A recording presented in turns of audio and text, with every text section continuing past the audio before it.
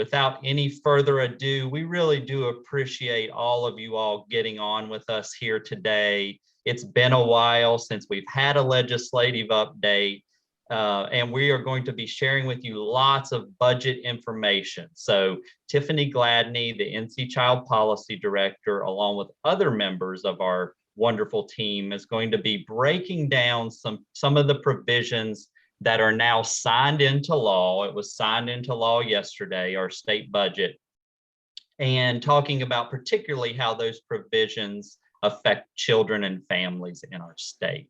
Of course, as always, we'll also have opportunity for announcements prior to ending our call, and we're looking at staying on no longer than 11:45.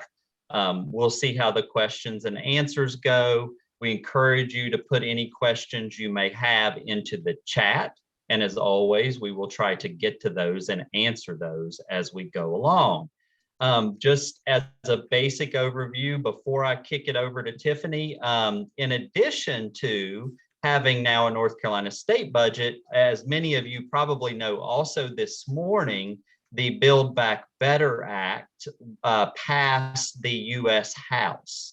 So that long debated piece of legislation has taken another step. So it passed the House by a vote of 220 to 213, and it now goes to the Senate, where it is likely to be considered between the Thanksgiving and Christmas holidays.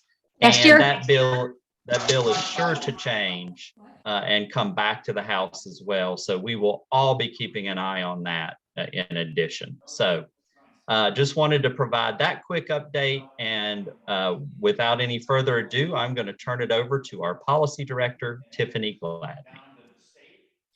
Well, happy Friday, y'all. As Adam said, I haven't seen y'all in a while, so I missed you. Happy you're back. Happy you're here. And for the first time since 2018, and although it's 5 months overdue, like Adam said, we now have a budget here in North Carolina. The governor signed it late yesterday afternoon. So although, you know, as with most things in life, it is not ideal. There are a lot of good things in there. So I'm going to tackle just some top line investments and line items in the budget. And then Kaylan and Elizabeth and Vikki, they'll get more in the weeds about some specific areas such as early childhood education and some good environmental policy. So good news, let's start there. Extending the postpartum Medicaid coverage for new moms from 60 days to 12 months. We also saw the creation of the Juvenile Justice Division within the Department of Public Safety, rate increases for foster parents. And this is all in efforts to recruit and retain qualified foster parents. We did see Senate Bill 93 make an appearance in the budget, the final version of the budget, which is the Assisting North Carolina Families in Crisis. This is a piece of legislation that we've discussed on previous calls, and this would allow parents who have lost temporary custody of their children to retain their Medicaid coverage. We also saw raises for school support staff, such as custodians and bus drivers, as well as for private duty nurses who are serving the Medicaid population. And then we saw House Bill 736 also appear in the budget. This is a bill that would give the state lab a little more time to implement new newborn screening tests once they are added to the federally administered recommended uniform screening panel, also known as the RUSP. So a lot of y'all might be wondering, okay, so what about the ARPA funding? How did the legislature dole out the ARPA funding? So glad you asked. So we did see an investment of $150 million to test and remove lead and asbestos for childcare centers and schools. And Vikki will dive into that a little bit more in a little bit. We also saw $500 million investment to temporarily increase the availability of childcare subsidy and to improve the pipeline for early childhood professionals. And broadband, that's something that everybody is talking about, thankfully, on a state and congressional level.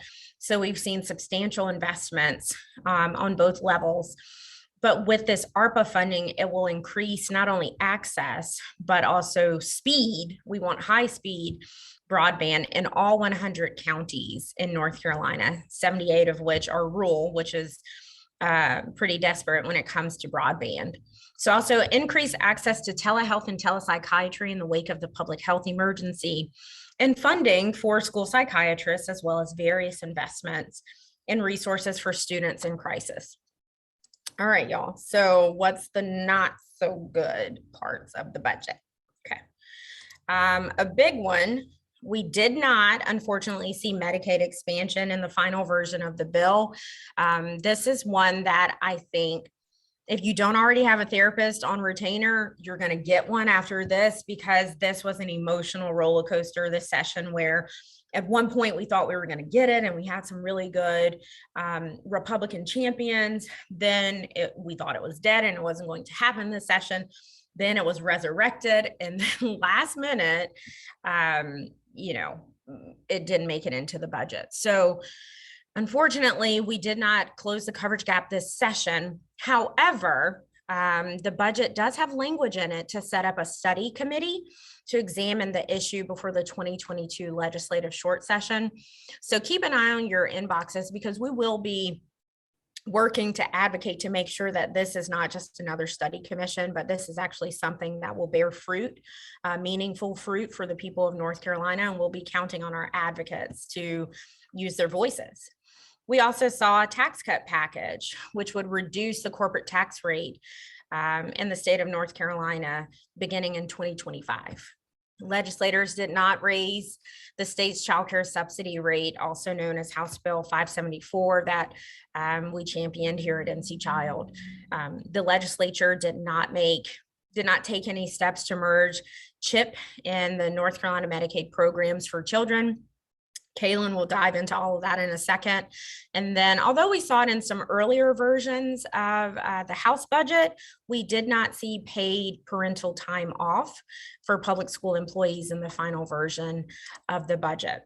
So with that being said, what I would really like for each of you to remember and to take a second to celebrate is the many victories that we've seen this session and in this budget for North Carolina families and children. There was once a point when I first started lobbying where you couldn't even say Medicaid expansion at the General Assembly. So we have come a long way, but we also need to recognize that there's still a lot of work left to be done. And here at NC Child, we are already gearing up for a next session and sessions to come. So this work will continue, and we will continue needing you to help us get these balls across the finish line. So with that, I think Elizabeth is up next for early childhood education. Awesome. Thanks so much, Tiffany. It's great to be with you all this morning. I'm going to dive a little bit deeper into the early childhood education components that we saw in the budget and some sort of early childhood adjacent items. With the state funds, we're celebrating a couple small victories as well. Really thrilled that Smart Start got their additional increase, $10 million annually for a total of $20 million, and that's recurring. And so at one point we weren't sure if it was going to be recurring or non-recurring, so really grateful that investment came through to support this really important program for all 100 counties in North Carolina. We saw the same sort of modest NC pre-K rate increase. This was in both versions of the budget bill we saw in the Senate and the House. So it's 2% each year. It is not anywhere close to what the governor had recommended. It does not meet sort of the standards that were laid out in the Leandro plan.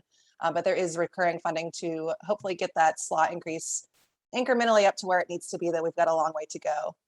As Tiffany mentioned, no subsidy rate increase, which is unfortunate. We had really been pushing on House Bill 574 with a lot of our partners, many of you all on this call, but we're not giving up. We're going to continue that fight moving into 2022.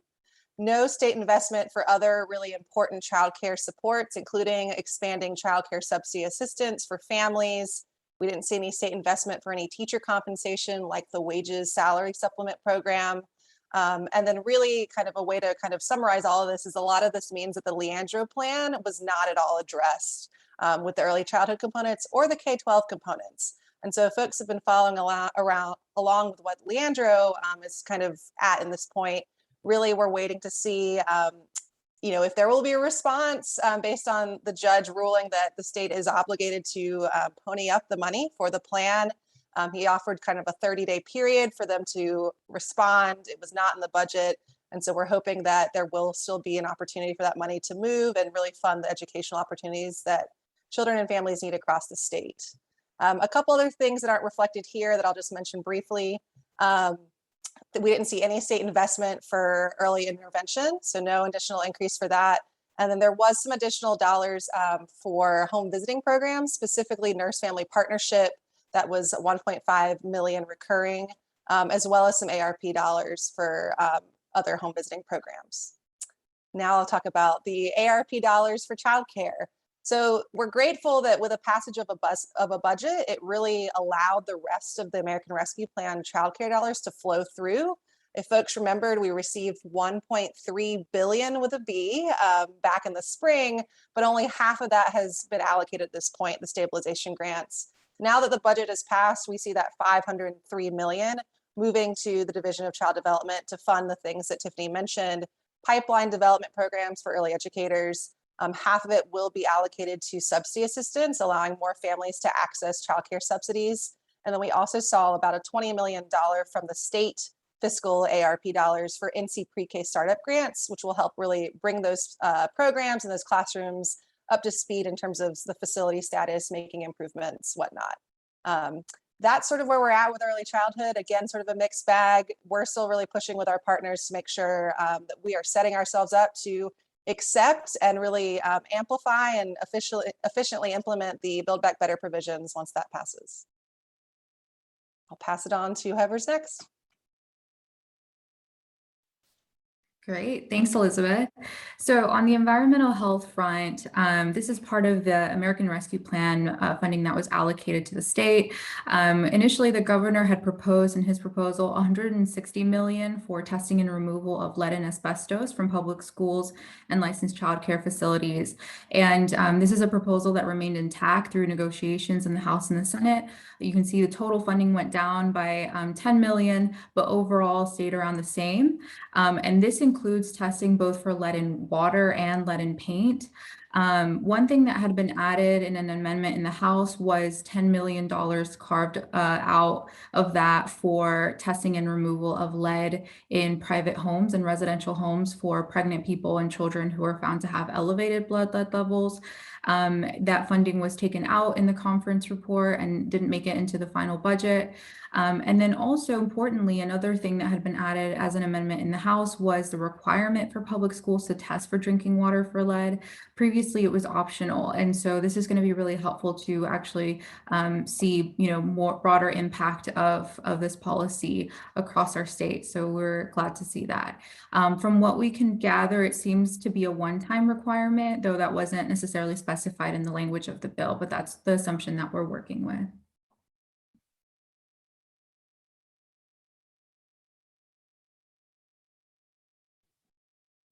All right. Thank you, Vikki. And now we will move on to Kaylan. All right. Good morning, everyone. I will, as Tiffany is always pushing me to start on the optimistic side, which is not easy in Medicaid policy, especially these days. We will start with what is good. So of course, we are so excited about this extension of postpartum Medicaid coverage from 60 days to 12 months for pregnant individuals on Medicaid.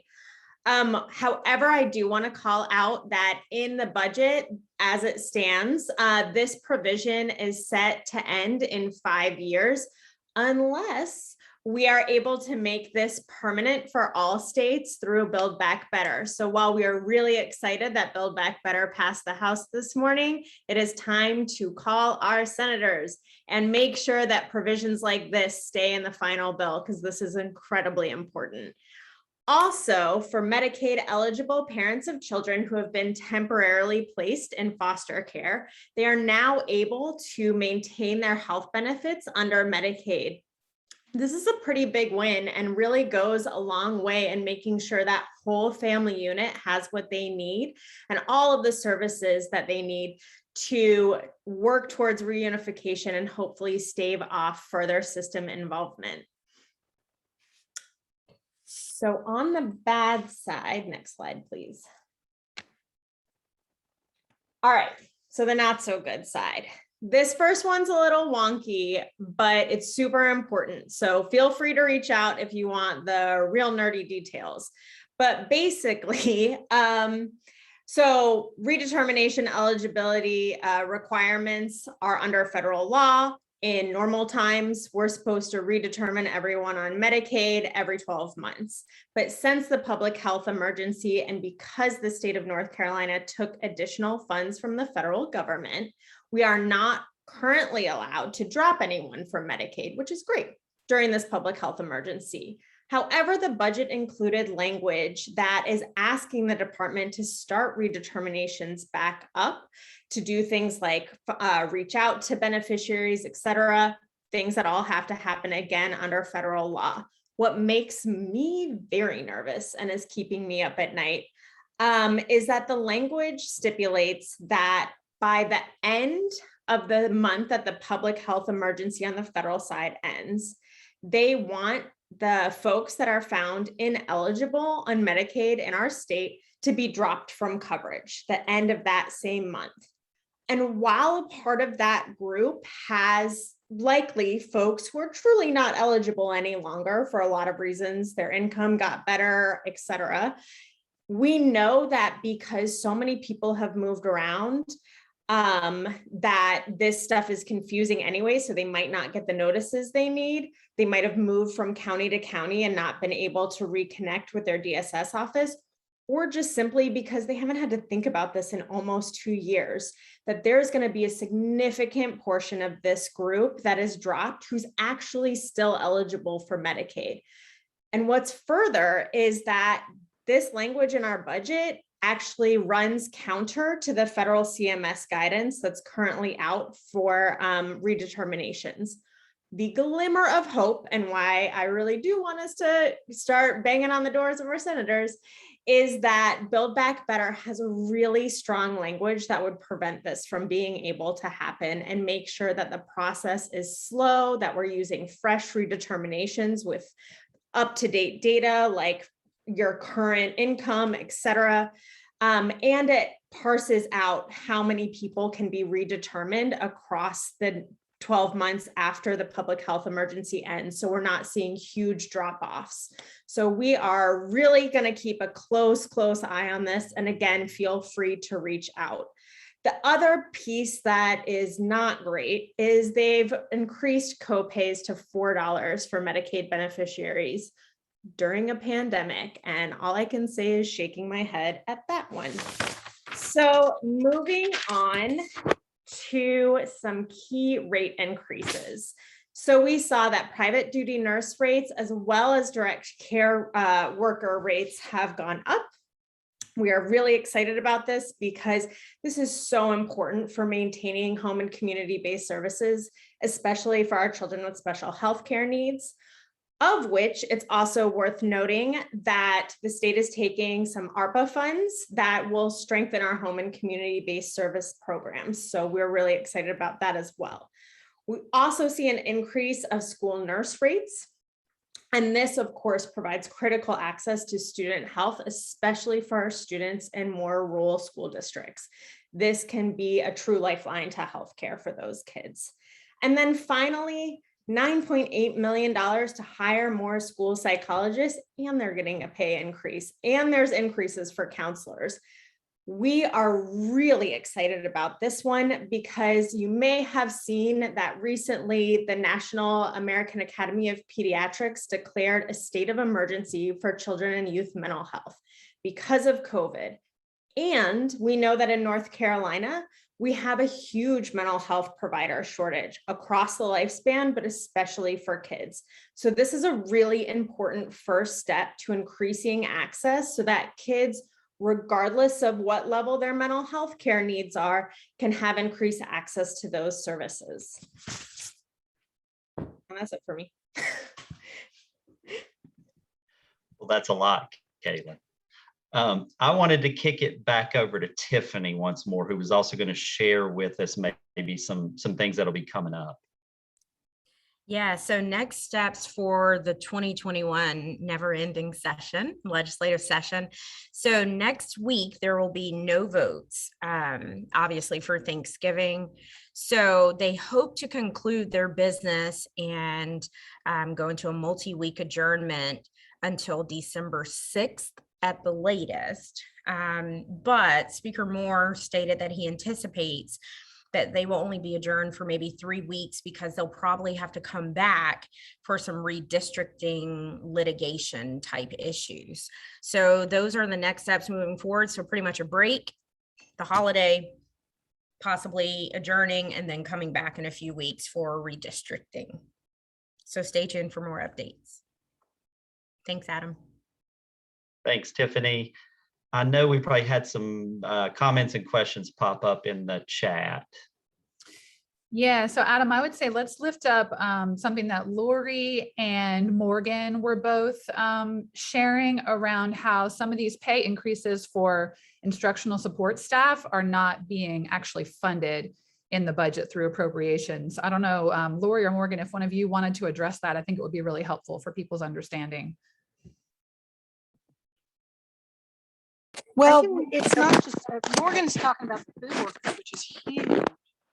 But it also applies to things like bus drivers, it applies to custodians, it applies to essentially all the underpaid, low paid support staff. And those people end up on county budgets or on federal budgets where the increases have not been made. And so they do have to be then, the school systems themselves have to come up with that money. And it's not there. So it's got to come from somewhere. And I was in a meeting last night where school leaders were just so excited because they are not happy with the pay rates of these really important people. I mean, as somebody who does support services as a nonprofit in the school and relationships and enrichment opportunities with kids, I can tell you those people are important, not just because they clean the floors and feed the kids and drive the buses, but their relationships with the kids are enormous. And school leadership is tickled to death that they're getting raises and have no idea where the money's coming from. Thanks, Lori. That's really helpful. I don't, Morgan, I don't know if you're able to unmute, but I don't, are you able to talk about sort of how this is being addressed? Yeah, so can you guys hear me? Yep. Okay. So I'm Morgan Whitman-Graham, and I'm with the North Carolina Alliance for Health, and we've been partners of NC Child for many, many years and really appreciate all of your work. So kudos. But yeah, as it pertains to school nutrition staff, and I will say that we're still waiting on a fiscal research report to 100% confirm that our reading of the budget is accurate, which is always important. But the way that I'm reading it, and based on my understanding of how school nutrition is funded or not funded by the state, it looks like that school nutrition staff are included in the minimum wage increases, which is great. We absolutely support, think it should be more, but great to see that. But unfortunately, because as Lori was just saying, they're not state funded staff, there's no money in the budget to fund those increases. And so with school nutrition, they're treated like an enterprise system, and all of their funding for their programs has to be basically raised by their programs through meal distribution and sales. And so, you know, they're basically being told you need to increase your salaries, but aren't being given any additional sources of revenue from which to do that. So we're first going to confirm that that what we're thinking is correct, because that's again important. And then we're working with House and Senate leadership to at least bring this to their attention and see if there's something that can be done about it.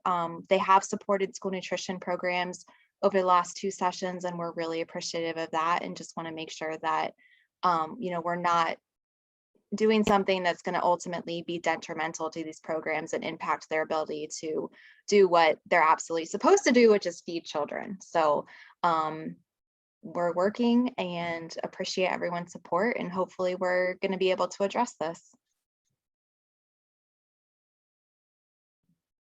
Thanks so much, Morgan. That explains a lot, because I saw the increases in the budget document and I couldn't find any appropriation for it in the money report. So that explains it. Thank you for spelling that out for us. So Frank has a question, or actually Margaret has a question for Kaylan. Is there anything we can do to help address the redetermination requirement? I'm so glad you asked this. Yes. So a couple of things. First of all, because this is one of the wonkier things, it's not going to get a ton of attention publicly. But here's what I'm saying. So we still need to put pressure on the Senate side because Build Back Better could totally fix this. And basically the state would not be in compliance if Build Back Better's provision were to pass. So that's really important. And we need that federal pressure. At the state side, we've got to start advocating with DHHS so that we're doing a couple of different things. We want to make sure that they are doing a fresh redetermination for every Medicaid beneficiary based on the most recent information. So recent income, their updated address, all of that stuff. DHHS has to be committed to doing that.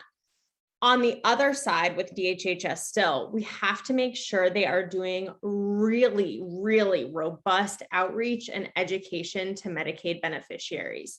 We have to try and reach as many people on the ground so they understand exactly what they need to do, what they need to bring to their DSS office, what like the timeline, all of that stuff. We don't know exactly when the PHE is going to end at the federal level, which makes this timeline a little bit hard.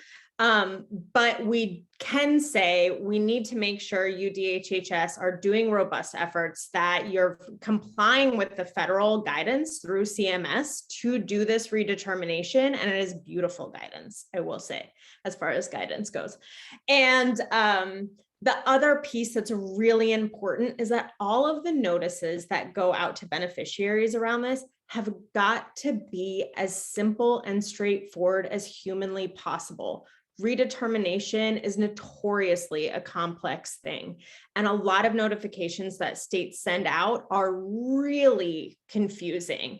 They are trying to explain everything under the sun in one letter so they don't have to send out multiple letters, but we know that only confuses beneficiaries. So they need to tailor their letters based on that program, based on exactly what that person needs to do for eligibility, and write it in a way that human beings can actually understand. So that's where I would start, but please stay tuned because we will certainly have more for you to do as we get closer to the end of the public health emergency. Cool, thanks, Kaylan. And there's a question from Frank. I think this is a question for Adam. We'll see if anybody else wants to field it. On juvenile justice, what does creating a new division of juvenile justice look like? And also, does the budget include full funding for Raise the Age that JJAC recommended? You know, Frank, I don't know the exact answer to those questions, to be honest with you. I haven't been able to talk to any other JJ advocates or dig into that more this week. I do know there was about $10 million put in the budget for this transition to this separate department or division of juvenile justice, which is my understanding is mainly going to go on the administrative side of things to carve out that bureaucracy in a more distinct way. And then, yeah, I do know that AOC was very happy with the budget and the amount of funding that was going in. There's going to be 5% raises for court employees. There's more money coming down for the hiring of additional assistant DAs and guardian ad litem folks, et cetera. So there is some good stuff in there, but I don't know all of those details, but can get back to you, or maybe somebody else on this call can speak more to this. Yeah, different AOC, y'all. All right, I think that's it for the questions. And we've talked about AOC and we've talked about Build Back Better, so we've covered that stuff. Adam, anything else we need to cover, or Tiffany, before we start winding it down? No, I would just say that, you know, we will continue to obviously try to dissect this. And Morgan, you know, thank you for your information, and Lori and others. You know, it's very, because I must say I don't understand a lot of this. Like I mean, this whole like when and how school employees are going to get raises. and where that's money's coming from, when they'll actually see that, et cetera, is still somewhat a mystery to me personally. So I feel like if we can get more information like that to share, I mean, and every piece of the budget, you know, I think as we all sit with it and learn more, more will be revealed. You know, I will say also just it's a very austere budget. I mean, and that's not unusual for North Carolina, even going back to when the Democratic Party was in control of the state legislature. But, you know, per capita, we're about 45th in the country in the amount of money we spend out of our budget per capita, per person in our state. So, you know, the austerity kind of continues, especially when you couple it with the tax cuts in this package, which, it's my understanding, will cost about $8 billion between now and the end of the decade in revenue that we would have otherwise had in North Carolina, where we were already working from a very austere framework. So I think it's just important for us to sort of keep that in mind as we're talking about spending levels, et cetera. That being said, this budget was passed on a very wide bipartisan vote in both chambers. You know, it passed 41-7 in the Senate, and it passed 104-10 in the House. So it's interesting that after all of this, you know, and the 2+ years without having a standing budget, you know, it did kind of come around full circle, and you know, we ended up with this compromise that's in place. So more will certainly be revealed moving forward. How the Build Back Better Act will play into this, and implementation for advocates, et cetera, next year will be huge as well. And one just last question, if I may, that I have too, and I don't know if folks, but you know, the increase in subsidy amounts, even though it's ARPA funded, I mean, that's a lot of money, $250 million to be putting into additional childcare subsidies. So how do we envision that? I mean, you know, does anybody have an idea of how that will play out in additional access for children and families for affordable care in the next year or two? Or is all of that still to be determined? That's my question.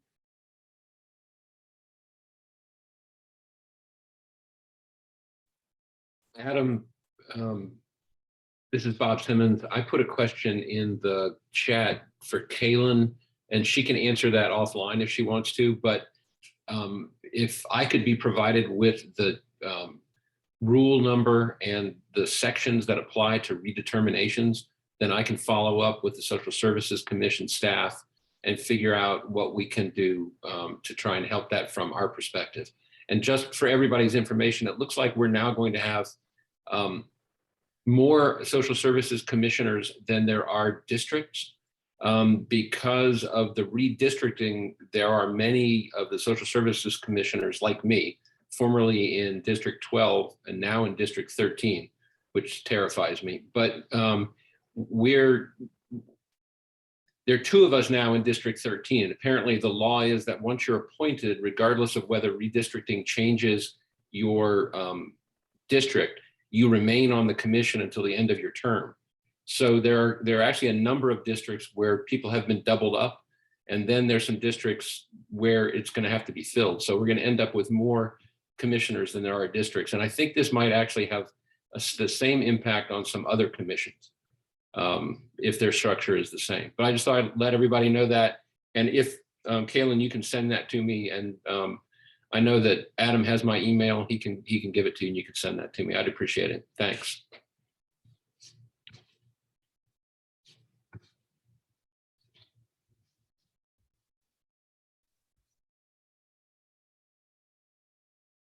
All right. Well, perhaps the subsidy conversation can be put off for another day. That's fine too. I'm happy to jump in, Adam.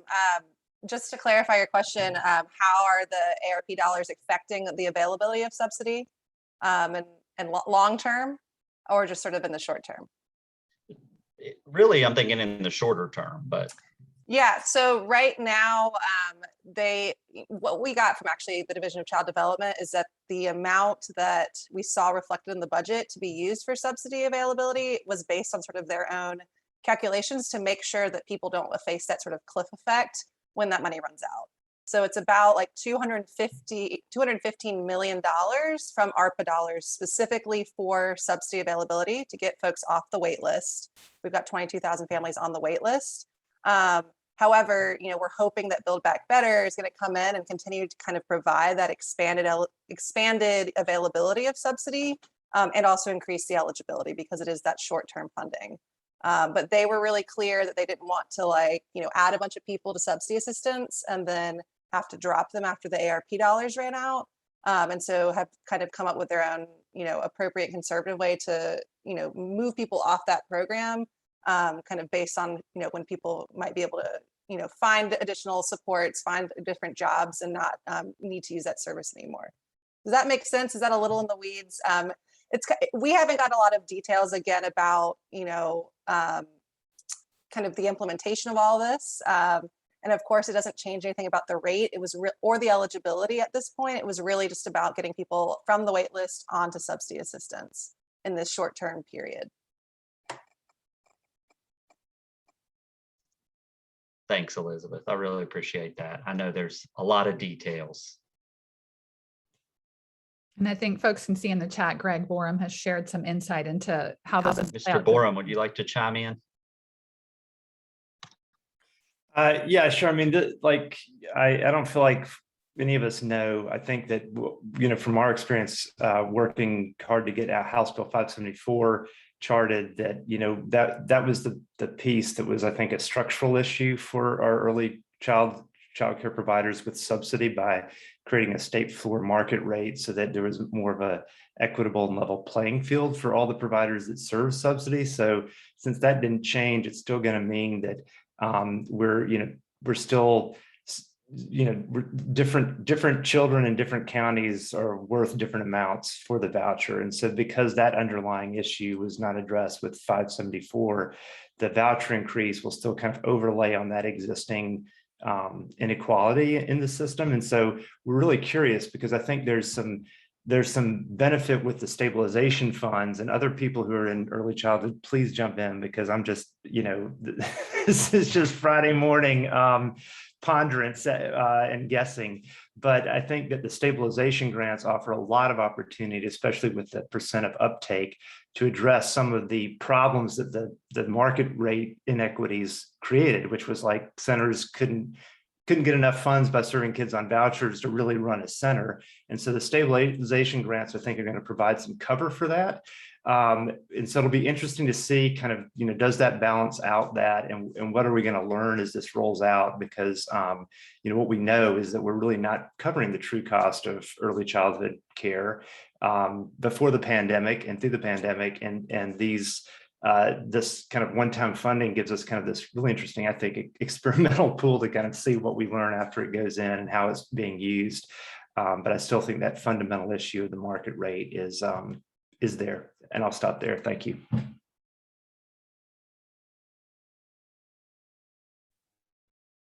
Thank you, Greg. Appreciate that. All right, everyone. So thanks so much for joining us today. Do we have any announcements? Anything else before we adjourn? Adam, the only thing that I would just add for folks is that their USA Today has done a really good series on children that are locked up in psychiatric residential treatment facilities, or PRTFs. They've done a really good, really horrifying and concerning series on these kids, a lot of whom are kids that are in foster care. And so I think that the state is going to be getting a lot of attention about our mental health system's in crisis, and we know it. This is, one great example of what happens when we don't have a continuum of community-based mental health services for kids. And one thing that has happened is that the department has delayed implementation of the tailored plans until December of 2022. And I think this is sort of all tied up in that our mental health system is really in crisis. And I think that's going to be a subject of a lot of attention in the coming year. So if you haven't seen that, read that series, I know our communications folks have been pushing it out, but I really highly recommend that you read it. Yes, thanks, Michelle. Very heavy reporting there for sure. And, you know, I know I think we're interested from hearing for folks, we're trying to all think together, how do we advocate more effectively around children's mental health moving forward, because it's needed. Okay, everyone. Well, thanks so much for joining us. Thank you, Tiffany, Kaylan, Vikki, Elizabeth, for your awesome updates, staying on top of all the details. And I hope everybody has a wonderful rest of your day and a fine weekend, and happy Thanksgiving or however you celebrate. And we will be in touch soon. Thank you.